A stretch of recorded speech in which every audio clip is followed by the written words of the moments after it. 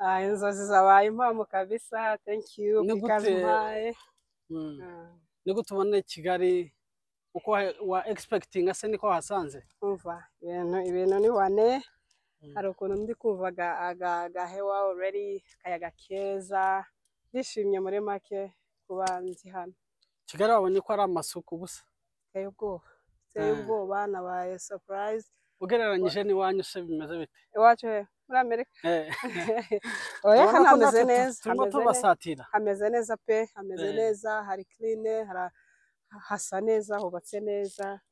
for sure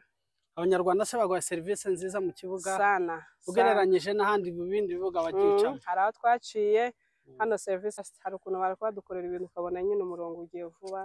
neza cyane urugendo warumazemo iminsi wafashe iminsi ngana gute kuvuga uvuye mu rugo kugeza urumva twaraje tuzaduca i Burundi first hari ibikorwa twari turiho twashyize Friday last week twamaze no weekend so mutaragera i Burundi hari ahandi hantu mwakoze skales of course dufite connection muri Kenya naho twarahatinze ndetse twaraharaye by the way twaraharaye then the next day fata iyi Burundi mushiki Burundi yego Kigali se hofite iminsi ngana gute uzamara igihe kingana gute hari ahandi uteganya kujya yego rugendo ni rurerure rurakomeje ubu twaje umunsi dufite iminsi hafi cyumweru hano Kigali then tugaja muri Kenya naho tubafite ibindi bikorwa then twongera tukagaruka kandi abakunzi bawe barimo barebaza se Diama aje mu biki muri Kigali aramaze imyaka myinshi atahagera imyaka myinshi cyane imyaka myinshi pe irane imyaka 20 irenga urumva kugaruka n'ibyishimo hari ahantu abantu b'abashuti bawe bashobora kugusanga wenda location ushobora guhurira n'abashuti bawe turi hano uzagenda ubahamagara bisanzwe turi hano bazabimenya abashuti zanje zose zifite inamba zanje of course bazambaza ahantu ndi sinamenya quartier yari yashikiramo bazabimenya bashaka kuko hamenya zambaza of course zamurangira ufite se kugera na Uganda Kampala cyangwa Tanzania cyangwa Zanzibar it depends hehe se muri bino bihugu bindi bya East Africa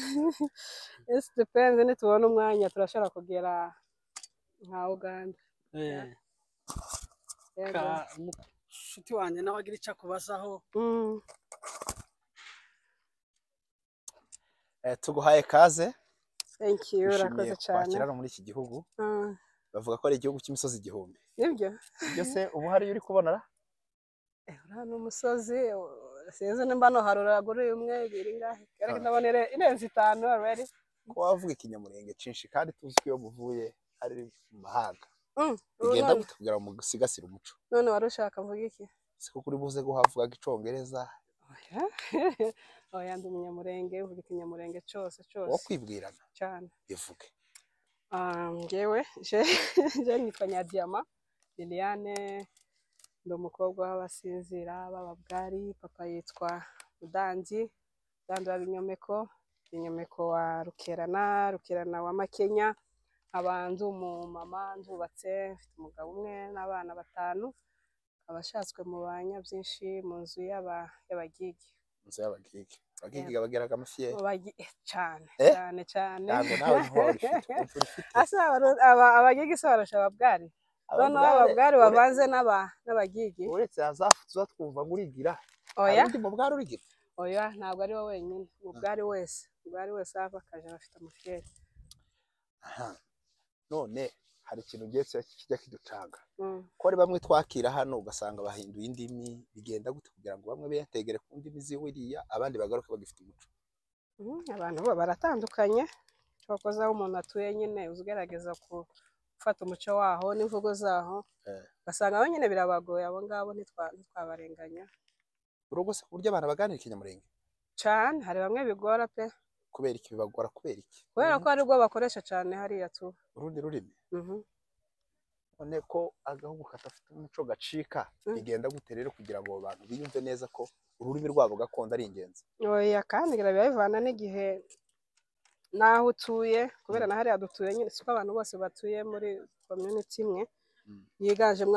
abantu bamwe nkaho ngiye ntuye higanje mw'abanyamurenge benshi sisi kuntu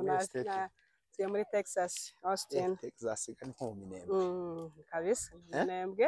twebwe ikinyamurenge ni cyose wenda abana twabyariye niyo nyine kigora ariko nkatwe twagiye turi bakuru vraiment zagenda kugira ngo haje ishuri yigisha abana mu gihe bari muri weekend bigisha umuco ntabyo dufite pe ariko tugize Imana tukaribona zaba ari ibintu byinshi se ubuvugizi ni imyanya kandi zapanzwe zokorwa zapanzwe twabikora kabisa tuguhaye karibu rero muri Kigali murakoze cyane Kigali no kunguka ibimeze ndahishimiye cyane twishimiye cyane Diama Diane ndakeka ko uhakompaye gani wanyu gakeka ko haga kandi gahongeye kuba habi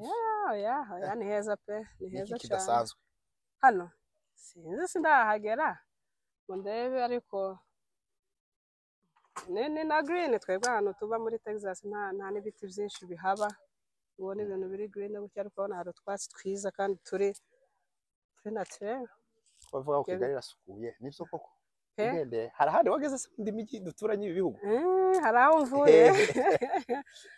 reka tubareke ariko naho hameze neza nyine n'abantu hatwakiriye kandi naho twarahabaye cyane kandi naho turahakunda wakompaye urabona byibura nubwo utaragenda Kigali bwa mbere w'ikireba urahabona sute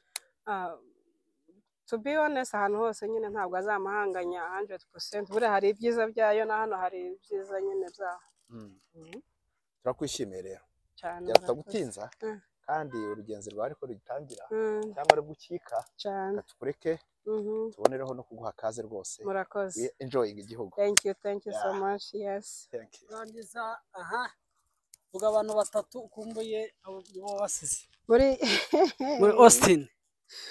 abantu batatu twaramutsa abantu nkumbuye iba wenda ndahita mbashira mu mwanya umwe of course nkumbuye urugo rwanjye I miss my husband so much n'abana banjye yes we nabakumbuye ubwo bwa mbere nasiga abana n'amesingana gutya kandi ngiye ahantu kure ndabakumbuye cyane shout out to you guys I miss you so much my babies nkaba nkumbuye cyane ubundi muntu inshuti yanjye yo ku mutima ya buri munsi tuvugana buri munsi witwa Yvonne muri Arizona muri Syria Yvonne yubakwe turamutahije Yvonne ndagutahije Diama uri mu bantu bahagarariye kuramya no guhimbaza muri Austin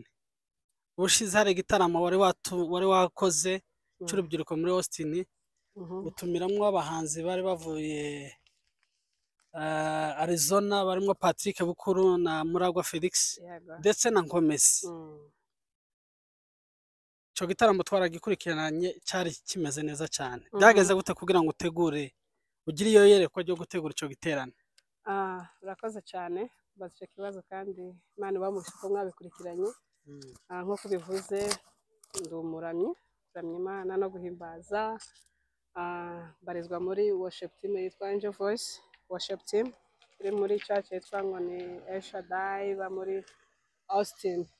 nkuko bisanzwe twateguriye igitaramo cyo kuramya no guhimbaza cyo kumwe n'abandi bose dutekereza abatumirwa twatumira abaririmbyi bagenzi bacu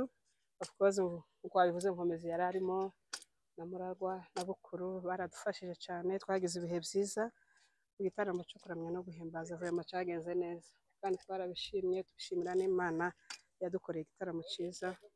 n'ingaruka mwaka se murateganya kongera kandi gutarama cyane